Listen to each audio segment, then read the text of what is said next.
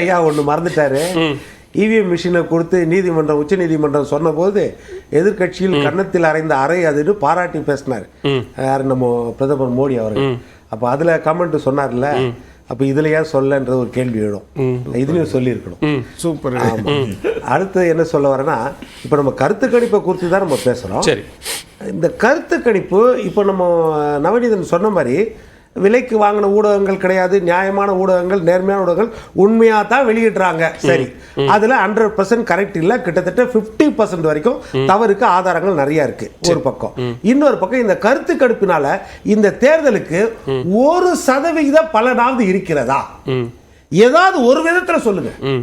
ஏதாவது ஒரு பலன் இந்த 2 நாள் 3 நாள் இடைவெளிக்காக ஏதாவது ஒரு பலனா இருக்குதா? ஒரே ஒரு பலன் அவர் சொன்ன காரணம் பங்கு சந்தை ஏறி இருக்குது.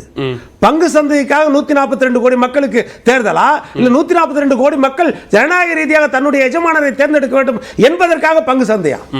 எதற்கு இது? சோ அப்ப அந்த எக்ஸிட் போல் முடிவுகள் அதுல பங்கு சந்தை தாண்டி வேற எந்த விஷயத்தையும் ஆணித்தரமா சொல்ல முடியலையே. இதோட ரிசல்ட்டோட பலன்.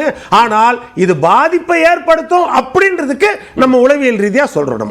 இந்த விஷயங்களை நம்ம சொல்றோம். அதுதான் நம்ம இன்னொன்னு என்ன சொல்றேன், 2 தொகுதிக்கு 2 பண்ணாதுங்கறாரு ஸ்ரீகாந்த். அப்படி எந்த தாக்கத்தையும் ஏற்படுத்தாதுங்கறாரு. இல்ல, ஏற்படுத்தி இருக்குது. இதே வந்து பிஜேபிக்கு சாதகம் இல்லாத வந்திருக்குது. மகாத்பந்தன் ஆர்ஜேடி வின் பண்ணும் 161 தொகுதியில. பீகார்ல 2020 ஆர்ஜேடி வின்னு அத்தனை ஊடகங்களும் சொல்லுது. ஆனால் அங்கே என்டிஏ அதற்கு பிறகு ஜெயிச்சது. ஏனென்றால் மத்தியில் என்டிஏ ஆட்சி இருந்துச்சு. அப்போ எச்சரிக்கை மணியும் கொடுக்கலாம் தன்னுடைய முகவர்களுக்கு. இப்ப இந்த ஒப்பீனியன் போல தோல்வின்னு கொடுக்குறாங்க.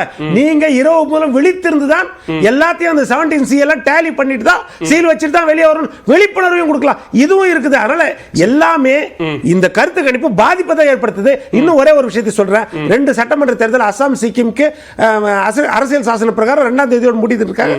முன்னாடியே எண்ணிட்டாங்கல்ல. இது யாருடைய தவறு? தேர்தல் கமிஷன் ஏன் 2 நாள் முட்காணி தேர்தல் அறிவிக்கல? 2 நாள் முன்னாடி தேர்தல் வச்சிருக்கலாம்ல. அப்போ 4 சட்டமன்றத்திற்கும் பாதிப்பை ஏற்படுத்தாது. இது பாராளுமன்ற தேர்தலுக்கு முடிவுகளுக்கு பாதிப்பை ஏற்படுத்தாது இந்த கவுண்டிங் அப்படின்னாரு. அப்போ 4 சட்டமன்றத்திற்கும் கவுண்ட் பண்ணிருக்கலாமே. எதற்காக 2 சட்டமன்றம் கவுண்ட் பண்ணும்? இப்போ இதெல்லாம் நிறைய கேள்விகள் இருக்குது. இது வந்து நான் பிஜேபிக்கு சாதகமா போகும்ன்றதுக்காக சொல்ல. ஆனால் ஜனநாயக ரீதியா நிறைய கேள்விகளை இது எழுப்புதா இல்லையா? அப்ப அந்த கேள்விகளை எழுப்பக்கூடிய இடத்துல எதிர்க்கட்சிகள் தானே இருக்குது. ஓகே, அதாவது நாங்க தேர்தல் ஆணையத்திட்ட ஒரு ஜனநாயகத்தை எதிர்பார்க்கிறோம். ஜனநாயக அமைப்பு தேர்தல் ஆணையத்துடைய ஸ்போக் பர்சனும் தேர்தல் ஆணையம் பதில் சொன்னா நாங்க சந்தோஷப்படுவோம். எங்களுக்கு விளக்கம் கிடைக்கும். நாங்க நிம்மதியா இருவோம், தெளிவாகும். ஆனா இடையில பூந்து கட்டை போடுற வேலையை இந்த பாஜகவுடைய நண்பர்கள் பத்திரிகையாளர்களா இருக்கும் முடிச்சிருங்க. நான் முடிச்சிடுறேன்.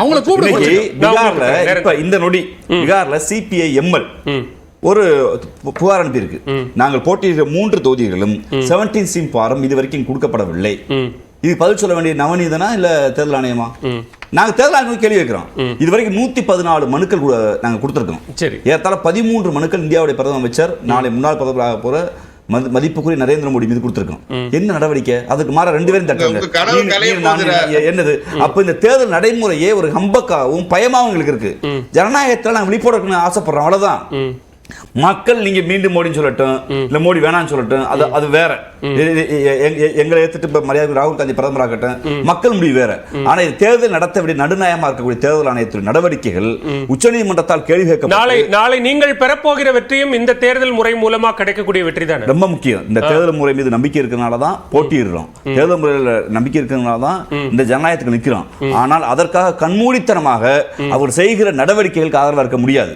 சட்டம் சொல்ற விதிகளுக்கு அந்த தேர்தல் ஆணையமும் மோடியால் நியமிக்கப்பட்ட தேர்தல் ஆணையர்களும் சட்டப்படி நடங்கன்னு தான் நாங்க கேட்கிறோம்.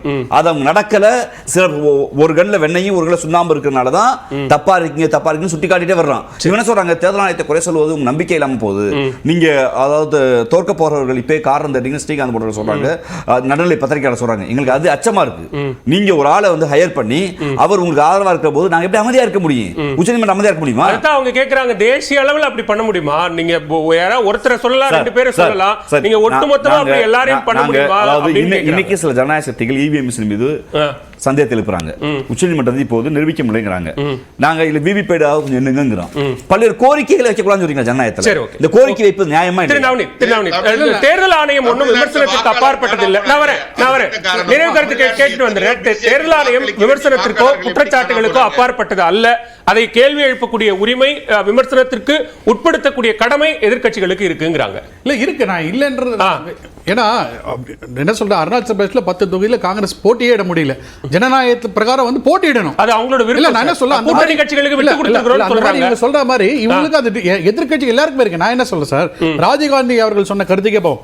தமிழ்நாட்டுக்கு மேல தேர்தல் ஆணையம் வந்து கம்ப்ளீட் பிளாக். தமிழ்நாட்டுக்குள்ள ரொம்ப சிறப்பாக செயல்படுகிறது.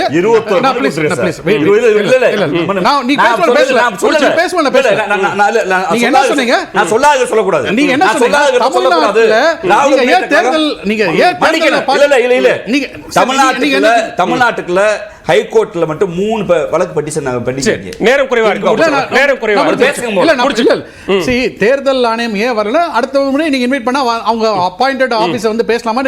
பேசினா பேச போறாங்க திமுக. பட் நான் என்ன சொல்ல, ராஜீவ்காந்தி அவர்கள் சொன்னாரு தமிழ்நாட்டுல வந்து திமுக அப்படின்னு சொல்லும்போது அவர் என்ன சொன்னாரு, நாங்க வந்து அதனால தான் அந்த ஜனநாயகம் மீது நம்பிக்கை இருக்குன்னா தமிழ்நாட்டுல போட்டியிடுறேன்னு சொல்லி சொல்றாரு. அப்பனா என்ன அர்த்தம், நீங்க தமிழ்நாட்டுக்கு மேல தேர்தல் ஆணையர்கள் எல்லாம் வந்து ஒருதலை பட்சமா செயல்படுறாங்கன்னா ஒரு கிளாரிபிகேஷன் தான் சொல்ல முடியும். தேர்தல் ஆணையத்துக்கு என்றும் ஒரு என்ன சொல்றது, பர்மனன்ட் ஸ்டாஃபே கிடையாது. தமிழ்நாட்டில் அரசு ஊழியர்கள் தான் வந்து தேர்தல் ஆணையர்களாக செயல்படுறாங்க. இப்போ இப்படி கூட மாத்தி சொல்லலாமே, தமிழ்நாட்டில் இருக்கிற அரசு ஊழியர்கள்லாம் இங்க வேலை பண்றதுனால வந்து இங்க வந்து தேர்தல் இதுல வந்து செயல்பாடுகள்லாம் வந்து சின்ன சின்ன இஷ்யூஸ் இருக்குன்னு சொல்லல, கன்சர்ன் இருக்குன்னு சொல்லல, சொல்லலாம்ல. அதெல்லாம் சொல்ல